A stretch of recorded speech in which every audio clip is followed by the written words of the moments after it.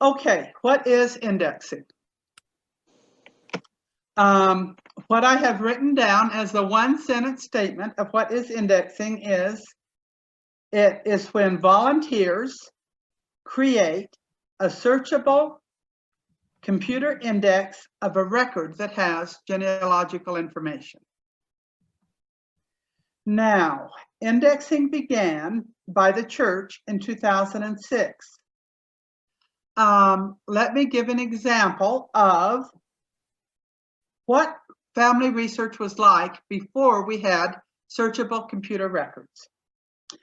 Back in 1967, or maybe by then it was 68, when I started doing research, I wanted to find Hugh Michael in the 1850 census. That looked to me like a logical thing to do because he moved to Missouri between 1830 and 1850. Later I found out it was 1838. And I knew that the 1850 census listed everybody in the family. So I thought that will be good to find out for sure who his children were, at least as of 1850. So in those days, there was no index of the 1850 census. If there would have been one, it would have been printed in paper, on paper, in books. And if there was one, it was not available at the BYU library. And so I had to go through the process of finding out what the film number was to order the 1850 census of Adair County. And I could kind of tell that it would have been Adair County because that's where he lived later, in Missouri. And I ordered the film, and I think it cost me, I think $4.15 or something like that, which was a pretty big chunk for our budget because we were pretty poor as brand new students, and that was before inflation. And then I waited 3 weeks for it to come, and it came to the BYU library. And so then I went to the library and I learned how to use the microfilm reader, and I put the microfilm on and I turned the crank on the microfilm reader page by page for Adair County until I finally found Hugh Michael. And in the process, I found a couple of other Michael families, and you couldn't print from the microfilm in those days. So I had to buy a blank form, and it probably cost me a nickel, that I had to then handwrite everything I found in the census, but at least the form had the lines of the columns. So I could fill it out, and I could verify then how many children he had. And it was interesting that he had 2 daughters and 10 sons. And so I wrote that all down and was thrilled to find it. Then I continued to research by finding him in the 1860 census and the 1870 census and the 1880 census. And then I found him a second time in the 1850 census. And then I found his sons in the 1870 census in the veteran schedule that listed which soldiers had come back after the war. And it took me probably 3 or 4 months to get through all of those censuses and the process of ordering them and figuring them out. And I was able then to know pretty surely who Hugh's children were, and then later who they married and who his grandchildren were. And gee, I found out all kinds of things. I found out that a lot of his grandchildren, one of his grandchildren bought a farm and he rented to his cousins. And so several of the cousins lived together on the one farm. And I learned a lot about Hugh Michael's family. I laid the basis of my research about Hugh. And that was wonderful to find out. Nowadays, with a printer and with the information that's available on searchable indexes, I can do what then took me several months. Now I can do it in probably 20 minutes. So the amount of family history that we can do because of searchable indexed records is amazing. Now, do any of you have an example of somebody that you found in a searchable index record on the computer that you did not know was available before? Just off the top of your heads, can you think of any? No answers. I have dozens of people that I am able to find that I never knew existed, that I've been working with for the last couple of years. So in other words, most of the research you've done in the last couple of years, you have found in searchable records. Yes, because I don't read Spanish. And so I first go into the indexed searchable records, and then that will lead me to the original record, and then I can go get more information off the original record. But I have to start with the searchable records. Isn't that wonderful that we can do that? We used to have to say, oh, maybe I would find more in a marriage record. And then we would have to write the county clerk and ask her if there was a marriage record. And then maybe we were in the wrong county. And maybe we're in the wrong country. Like you said, a lot of what you're doing is in Mexico. I'm waving my hand at my daughter-in-law, and she hasn't come over yet. But I want you to come over. I'm teaching a class on Zoom. Nikki saying, Nikki, oh, well, she is. She's washing her hands. My daughter-in-law is here for the day, and she just got here. Angel, do you recognize Nikki? This is my son Mike's wife, Nikki. And so, hello. Nikki, I'm teaching this class till 8. Nikki's here to bring, when COVID hit, all of her children went home and spent the summer at home. So her daughter gardened, and Nikki is bringing her the produce that just is recently harvested. So many pumpkins. Ah. Well, so that's something in my life. So searchable records are great. One of the interesting ones that I found was the day when it came as a hint in Family Search under the hints, and it was my husband's birth father and his mother's marriage record. And they were married, but they never lived together. And so he was in the Army at the time that they met, and when they married, and he was not really allowed any time away from the Army when they got married, and so and then after the Army they didn't live together. So anyway, that marriage record in California, when she took the train down to marry him, the time she was 16 years old. And that is the only record that we have practically to verify that family relationship, and then Charles's birth. But that was a very interesting record for me to be able to verify, yes, this is what happened with that family. So now I think with John's experience and that story, and I hope Richard and Angel agree that indexing is important. So now let's talk about how to do indexing. So to do indexing, I am going to go to share screen.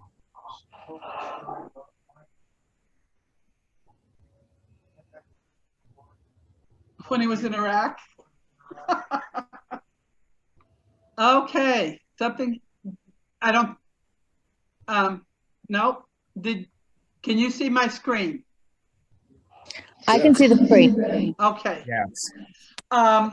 There are different ways to access indexing. And a way that a lot of people like to use, which is becoming less easy, and I think it is much harder, is to go into the church's website. And when you get to the church's website, do a search for indexing and then choose indexing, and then it redirects you to Family Search. I think it's much easier to just go to Family Search.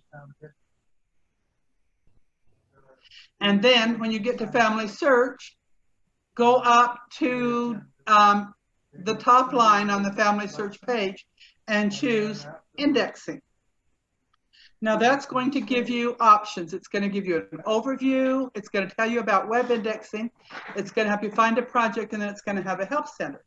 Now in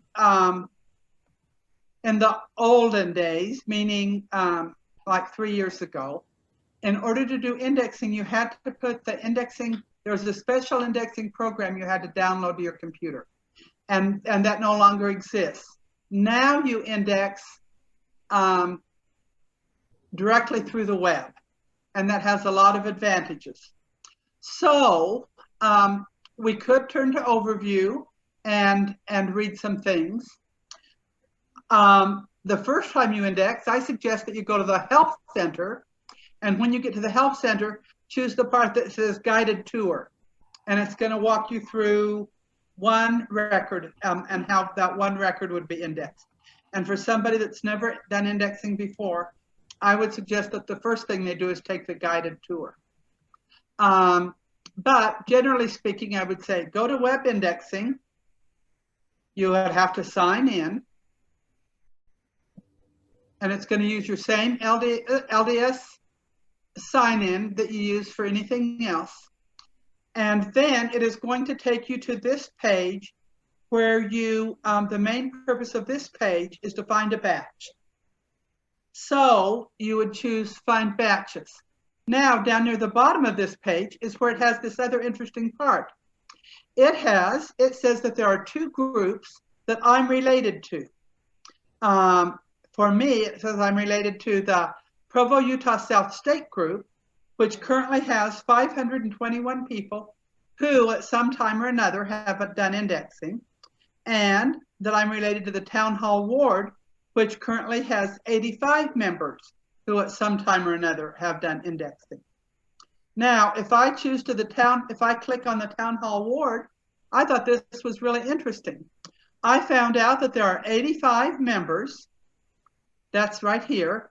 But the interesting part for me was that our ward has done 24,327 records. Now, as of yesterday, that was 23,000. So people in my ward are doing indexing. Now it says that the group administrators are the Elders Quorum presidents, and then I don't know how it found the others. I don't know anything about how they found the others. But so there's 24,000 names indexed this year by my ward. Now, if I went back one and I chose the group Provo South Stake, I would find out that in the Provo South Stake, 73,829 names have been indexed this year. Now, that makes me wonder, how does the Freedom Stake compare?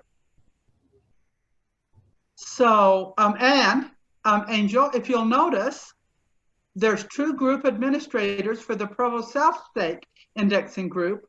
One is Jeline Bayless, and the other one is Ian Gale. Is your son still listed as a member of our stake, or is he in a young adult stake? He's in a young adult stake. And how did he get selected to be a group administrator? I think he put himself, I don't know if it was on his mission. Maybe. Yeah, I'll have to ask him. Yeah, I thought that was very interesting. And I'm pleased to have him. Now, as you look at this chart, you see that the stake has done 73,000, which means that my ward has done 1/3 of the stake. And I couldn't help but being proud of my ward for that. In this chart, it shows indexing in yellow and reviewing, and there used to be a different name for reviewing. What did it used to be called? I don't remember what it used to be called right off. But that's when a check is made kind of to, well, in the olden days, meaning more than 3 years ago, two different people indexed, and then if there were places where they put something different and the computer could recognize that there was a difference, the final person went through and resolved those issues. Nowadays, it's called a peer review, and a second indexer instead of a third indexer goes through the batches and agrees or disagrees with what was indexed. So the red is the reviewer, and the yellow is the initial indexing. In order to do, to be allowed to be a reviewer, you have to have already indexed a significant number of names. I'm thinking it's 1,000, but I'm not sure about that. I just thought you might find that interesting because I found it interesting. So what about the Freedom State? Well, would one of you check that for me and tell me? It means that one of you would need to open up Family Search and choose indexing, and then choose web indexing, and then when you get the page that looks like mine, what's currently on my screen, you use your down arrow until you get to the groups.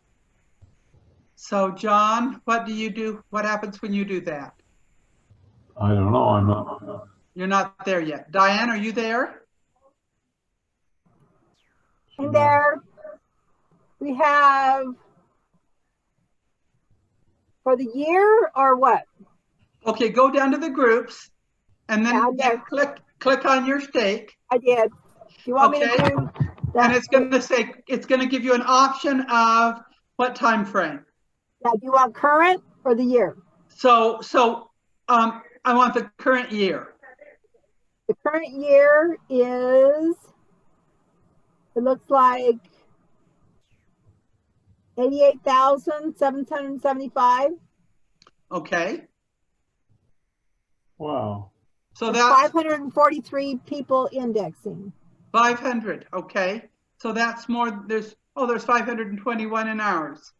So, and you've done 10,000 more names than our stake has done. Well, it says index 53,000, reviewed 35,000, and the total was 88,000. Yeah, I want the total. So it sounds to me like your indexed and your reviewed are almost even. Probably because of Melody. Okay. I would like it very much if it told me who in my stake has been doing this, but it doesn't. Well, mine has who's doing it. It has a list of the members, but it doesn't tell how much they're doing. My name isn't even in there, but I've done indexing. I don't get it. Why is my name not in there? Well, I'd sure like to know that. Maybe it's because you didn't push the down arrow enough times. Well, I mean, but you can do a search. I did a search for Rogers. Oh.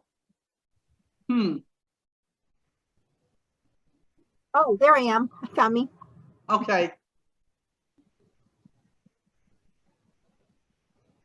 Well, I think that my husband is one of the highest in our ward. Probably in the stake, I bet. Very likely he's one of the highest in our stake. Our ward has 94 members, and they've done 23,000 in our ward. Well, so your ward's about equal to our ward. Okay. Now, those are fun statistics, but that doesn't teach us how to do it. Since we already knew, since all of us have had some experience with indexing, then that was maybe interesting to us. So now let's go back to, now we're on the web indexing page. Let's do the find a project page, because that is the first thing you're going to want to do. I just clicked on find a project, and it gave me a map that shows countries where projects are available. Instead, I'm going to go to web indexing and then I'm going to look at this front page, and I'm going to choose the find batches button. Now, the reason I'm going to do that is that I think that all of us should start out with our native language. And I think a beginner should, if possible, start out with typewritten records. Then once you've gotten a little bit of a familiarity with indexing, then you can go to handwritten records. And as I went through this today, I think everything I found pretty much was handwritten. So, but this is the screen that you get. And I think if we're starting out with beginning records, gee, there are hardly any that are available tonight. Now, I think that it's very likely that we don't have as much choice in our indexing and how many batches to choose from, because the records operation centers in the United States and the records operation centers are the pre and post indexing missions. So my husband is serving, theoretically, a mission at the Records Operations Center in Utah County, where he does pre and post indexing work so that indexed records can be prepared for indexing. And once they're prepared for indexing, they can be processed so that they can be put on Family Search. And because they have been closed since March, there aren't as many people getting records ready for indexing. And that is very likely why there are only 2 beginning records showing up right now in the English language. You see, I chose English down there. In the English language for indexing. Now, another interesting thing about this is that both of those have 99 or 98% has already been indexed. So there's no indexing there, there's only reviewing. Now, if we choose to intermediate, we suddenly get many more records, and that is great. Now, because I do both indexing and review, my chart shows indexing and reviewing. I don't know if somebody that has not been cleared to be a reviewer, if I think there's only says index.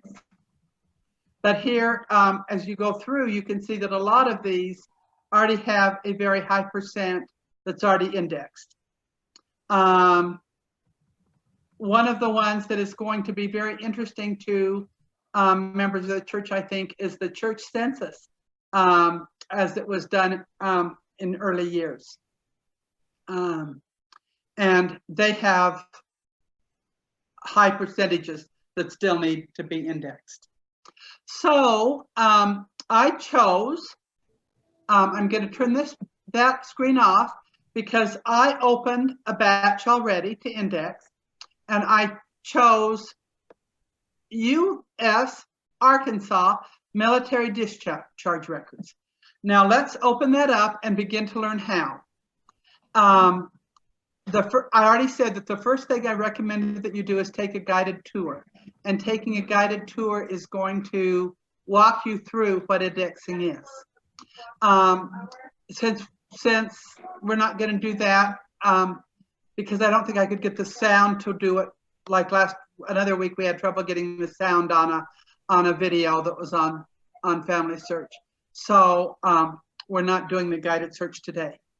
But here is the batch that I chose for Arkansas discharge records. By the way, the church has gone through these, has gone through the available records and said, what records do genealogists need the most? And those are the records that are available for indexing. So immediately they did censuses. Then they started doing births, marriages, and death. And now they're doing more military records, and they're starting to do land records. They're doing immigration records. And so if there's records that we want, they might not have shown up yet, but they are going to show up. Here we have this batch. Now, about the first thing I want to do is use my plus zoom button to get this large enough that I can read it. And as I look at this page, I can see that there are 4 entries on this page. There's this one, and this one, and this one, and this one. So I can make my own realization that there's one image, and there's nothing down here at the bottom that tells me there's more images, and there's nothing over here in this blue thing that tells me that there's more than one image. An image is what the camera took with one click when it took pictures. So sometimes on one click, there will only be about one event. Sometimes on one click, there will be 100 things that happened. A census one is going to have one page of all the people on one census page. In this discharge record, it has 4. My husband was doing a record the other day that maybe even had more than 1,000. It had lots and lots of lines. And over here in this white line, it says that there's maybe up to 40 entries. Well, there's not 40 entries, there's only 4. But that is something I'm going to want to look at right away. I'm also going to want to look at it and see if it is readable. Okay, now I'm ready to start indexing. Now, I did one thing beforehand that maybe would have been helpful for you guys, for me not to have done. And maybe I can go back to step 1. I can, good. I'm going to go back to step 1. The very first thing that you do when you open up the batch is it says, this is image 1 of 1. Should this image be indexed? And I click on next. Now, if there were more images, it would ask me to look at each image and see if it should be indexed. Now I'm going to go back again to that first group. I should zoom into this until I can look at it and see, is it in fact a page of discharge records from the United States Army? Yes. Is it filled in? Yes. Is it readable? Yes. So then it's ready to be indexed. Now, as I make that decision, I go to something that's probably the most important help in indexing, and that is this purple question mark. And that is the instructions for this project. So that is about the very first thing I should do is go to that exclamation mark, and it is going to show me field hips for this project. And every single field, it is going to have the instructions of what I need to know to fill in the field over here on this side. So here on the left side is where I fill things in. Now, if I don't want to read only that one field help, but I want to read the whole project instructions, and that is what I should do at the very beginning. Here are the instructions, and it is going to tell me this is your rule book for indexing. Now, as I go down on the project instructions, I find one of the things I always like to do first. And I see here an example of what the page looks like. So I click on that page, and this is great because it's going to go through one possible discharge record, and it's going to help me figure out what to put down.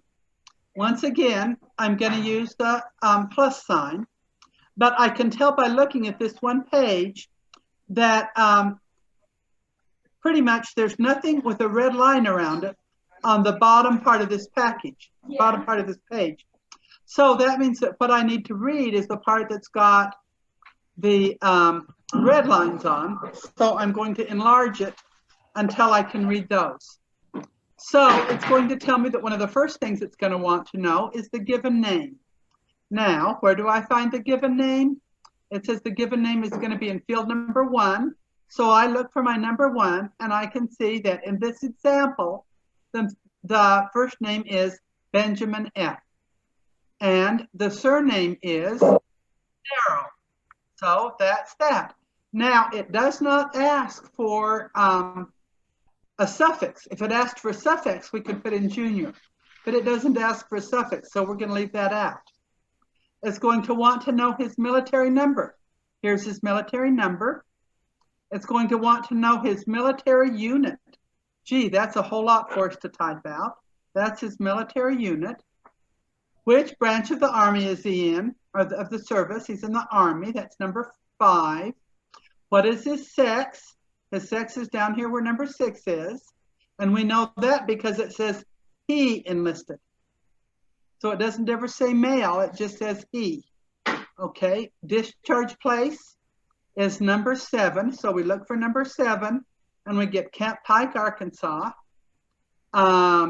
Discharge day, and it was the 3rd of June of 1919. And that's going to be numbers 8, 9, and 10. 8, 9, and 10. And his birthplace was in Newton, Arkansas. Newton County, Arkansas. And it doesn't ask us for the county, it just says where. So we just put down Newton, Arkansas. Now we have learned what it is that we're going to be looking for when we go back to our first one. So now I can turn off this sample. And now I am going to be going, if I want to read at this time the project instructions, I should. If I had never done indexing before, I would want to read the whole project instructions. In fact, the first time you index a certain project, it would be good to read the whole discharge instructions. But as I've gone back to this image, this first question, should this image be indexed? The answer is yes. Now, how do I know? If I look at this down arrow, it's going to give me my options. And my options are yes, or there's nothing on here that can be extracted or indexed from the record. But I chose yes. And then I go to next. Now it takes me to the entries. And so on this one image, there are 4 entries. And now I can follow these instructions. So the first thing it wants to know is there a prefix? Now it has a star after it. That means I have to put in an answer. So is there a prefix? It says that Donnie E. Curry is the person we're talking about. And does it give us a prefix about him? It doesn't. A prefix would be Mr. or Mrs. or Miss. So there is none. So what do? I put blank. So the easiest way to put blank is, let's check this. It says if prefixes were not recorded, do Control B because it's unknown. That's what I was going to tell you. So Control B, and if you push Control B, it automatically types in blank. You don't have to do it. Now I click on the given name. Now there's a star by given name, so I have to put in an answer. Okay, and over here it's going to tell me the instructions on how to type in a name. Type it in exactly as it's written. His name is it Danny or Donnie? Tell me your answers. What do you think?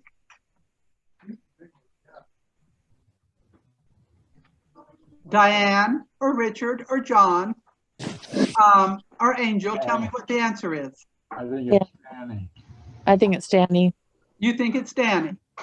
Okay, and when it was not enlarged, I was thinking Donnie.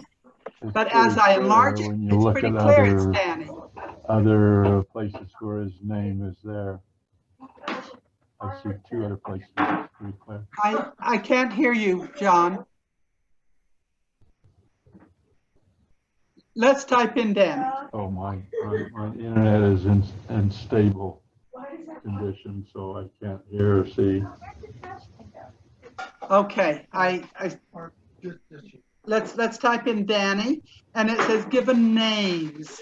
So let's put in an E.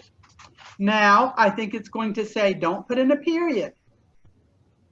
If we read down in the instructions, it says don't include titles, terms, or suffixes or prefixes. Okay, Danny E. What is his surname? Again, it's got a star, so it's required. And my field help automatically pointed out, and it's going to give me the instructions about what would be the surname? And if something was unusual, I would definitely for sure read those instructions and find out. So how do we spell his last name? C-U-R-R-Y? Yeah. Okay. Service number.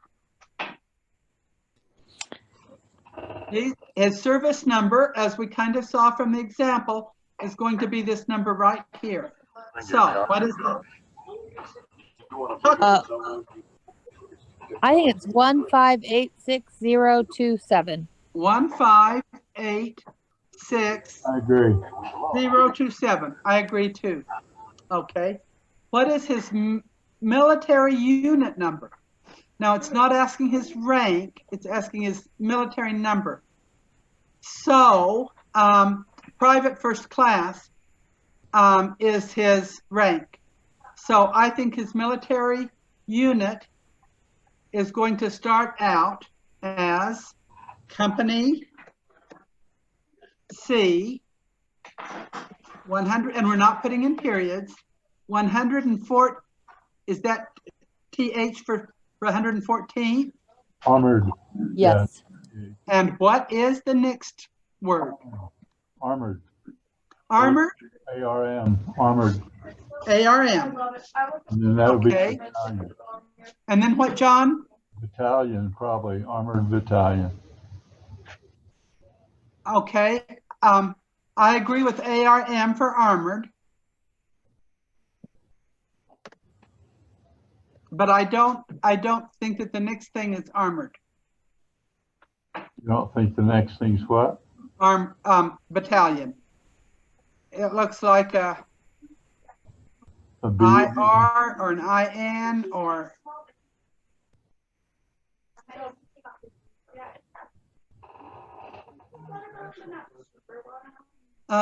I think we're going to maybe get some more ideas about what comes after ARM, but I'm not confident yet. Are you, any of you confident in what would be right here?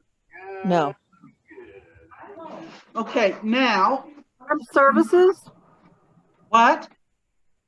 armed services, or I think that John's right with AR. It looks like ARM, but I think that means ARM. I think it's an M, ARM. And because my son-in-law was in the armored unit in the Army, that makes sense to me. But the next letter I don't recognize. So what if it's SB and it stands for service? do you think that looks like an SC? SB, B like Victor? Just a guess. I don't agree with you. So let's leave it blank for a while. Now, if after we leave it blank, we don't come back, we're going to need to put in something. And so there's a whole word there that we don't understand. So we can do a shift 8 and put a star. And a star means that there's a word we don't understand. Look over on the other page, right directly next to it. Look at the first letter in the town of, look at that. That says battalion. No, stay on the same page. Okay, there's another one below it. Yeah, that one right there where it says Arkansas, straight. Right where? On the guy to the right, it says school. The one On the one over Raymond, here it says school. It says school. So Well, look up where it says where he was.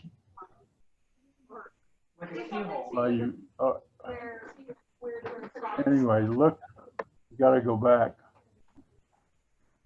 because there was a okay, right there. Now look where we're looking at armored something, and then look right over across that little line, and it's the name of where he lived in Arkansas. And look what that first letter is. same, isn't it? It's exactly the same, but it looks like it's crossed out. And then right below it, there's the same Oh, maybe it's a F. It's down here serving in the first. Okay, now that looks to me like it might be a misspelling of the word first. Now, I think what I would do is I would look up the state of Arkansas and look and see if there's a place in Arkansas that's spelled Fordyce. Armored, okay, I know what it is. It's armored infantry. Those are I's. That, Okay, no, okay. maybe, Armored infantry. That makes sense to me. yeah. So Okay. I'm going to take out my star and I'm going to put I. Although that still looks like a F. Or, you know, a B. I don't know. Okay, let's leave it. Let's leave the star for the time being. Because we're not submitting it yet, we can come back and change it if we want. Okay, military branch of service. I'm not seeing, oh, it says the United States Army. Boy. Now, one of the things that we learned was to look at other things on the page to see if we can find the same letter. Okay, is there any place where it lists his sex? We kind of have made the assumption that Says, in the state of Arkansas, when enlisted, he was 19 years of there's age. the he, okay. So we can type M. And if I went to this little down arrow, it gave me the option of male and female and it typed it out, so I didn't have to. Borland, Arkansas. So here's where it says Arkansas. According to Wikipedia, Solon Borland was an American physician who served as a United States Senator from Arkansas. Now, what did you learn, Angel? That was me. Oh, okay, I didn't learn anything. okay.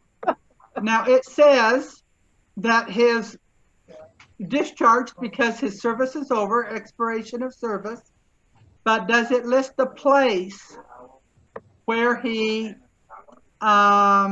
worked last? Okay. If we look on the writing down the left-hand side, talking about you got paid. No, move it up. Don't move it down. Move it up. There's a up. Well, right over here. Here's the same letter over here, and when the guy has been writing, or the lady, South something Arkansas. That's that same squiggly little letter, almost. And then it's duplicated over further right or further to your left in the writing. Keep going left. Now go up a little. Up. Okay, anyway, never mind. Now, obviously I didn't practice with this exact record. I looked at it, but Armed forces. okay, and where did he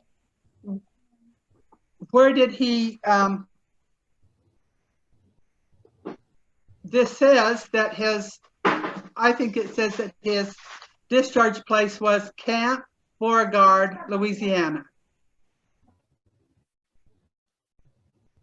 Yeah, and then look right there, down in the lower left-hand corner, there's that little squiggly again, and it's February.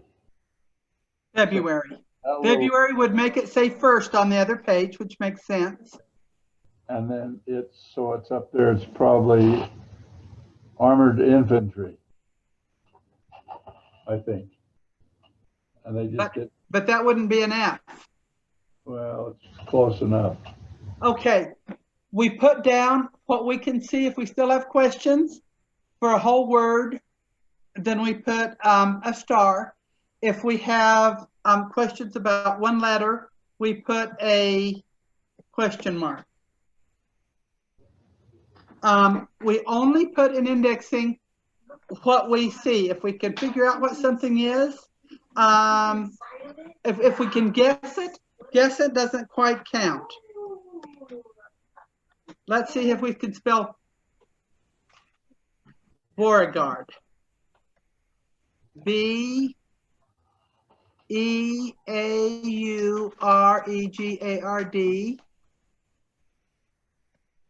Louisiana. Doesn't say that, does it? It says LA. So we put LA.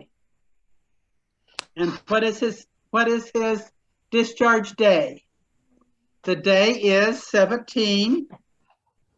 The month is January. And we just put the first 3 letters. Or we can do the little down arrow and it's going to give us our option. Now, most of them, there's just one option. But in July, there's January, June, and July. So then we're going to have to know which of those it is. Discharge year is 1919. Okay, birthplace. So now let's go over to the second side and see if it's going to tell us his birthplace. It tells us his enlisted date. It tells us that he had shots. Single. That he's single. Do you see a birthday? It says it does. Well, it says he was born in McKinney, Arkansas. So Yeah. for the birthplace, we have MKINNEY,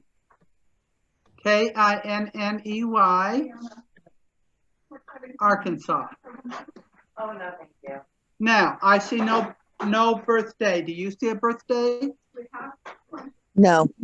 We can now if we find this record by a hint and we look it up, or if we search for it and we find it and we look it up, it's going to tell us he was 19 years old. And we're going to want to know that because then we can make an estimated birth record. But the index will not tell us an exact birth. Okay, does it tell us his father's name?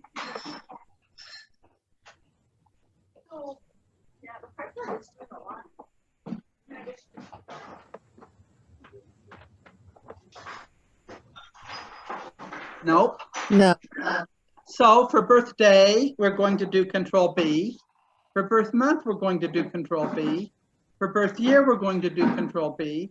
For father's name, we're going to do Control B. For father's surname, Control B.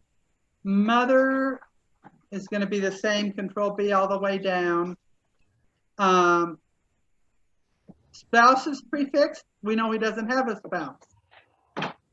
So what are our options for spouse's prefix? If they aren't written or unknown, in this case, B, I think. Spouse's given name, B. Surname, B. Death day, death month, death year. Okay, now when we got to that, it automatically went to entry 2. Did you notice that I didn't have to go back through entry 3?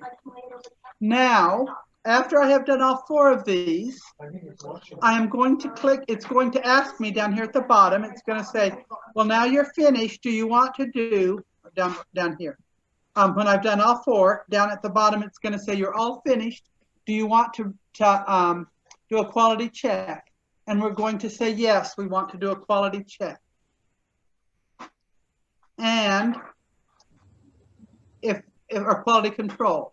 And here it says, when I clicked on the quality check, it's going to tell us that I have 1,014 issues.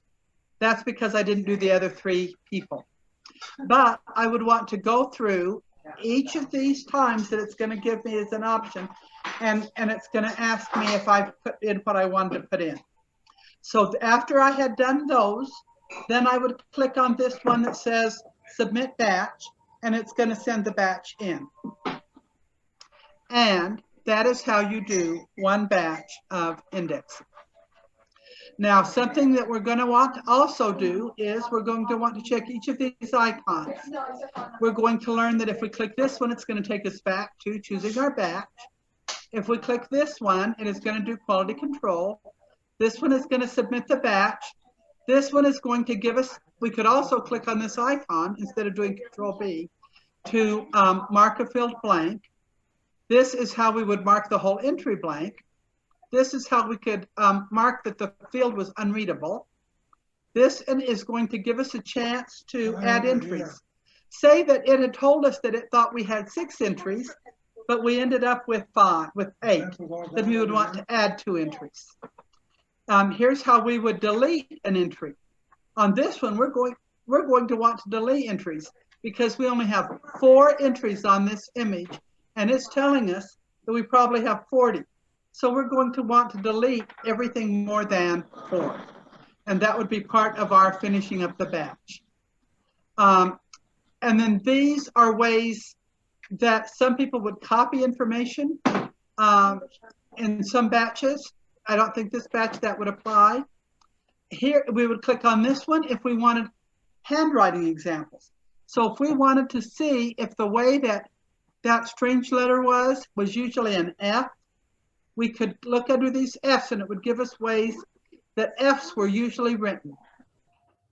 Right. It is kind of like this one. What are you saying, John? I'm saying, look at the L. L right Look up. at the L. Looks like the L right on top. Like this L? Yeah. Now, what we're learning by this is, I've only got one eye, so. I don't think that looks like the L. No, you're right. It's a. But there is a little bit of sleuthing, isn't there, when this doesn't quite show up right. A, B. Now, how long would it take us to do all 4 entries? Each batch is going to be different. And we talked through these and we took a half an hour, maybe longer than a half hour, to do one entry. If we were used to doing these discharge records, how long do you think it would take us to do one batch? 5 to 10 minutes. 5 to 10 minutes. Even less maybe if it was a typewritten record and we were just retyping what was typed. Oh, yeah. Now, I tell myself that because of that, I ought to be able to do one of these a day or one of these every Sunday afternoon. I think this is a really good Sabbath day activity.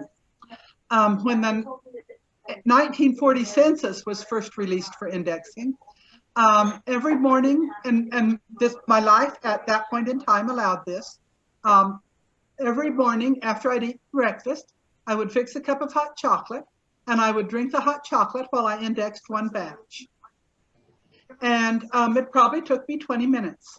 And I felt that that was something I could do. Maybe I need to remind myself that this doesn't take very long, because when I look at how many batches I have indexed this year, I see a lot missing. I have not done very many batches.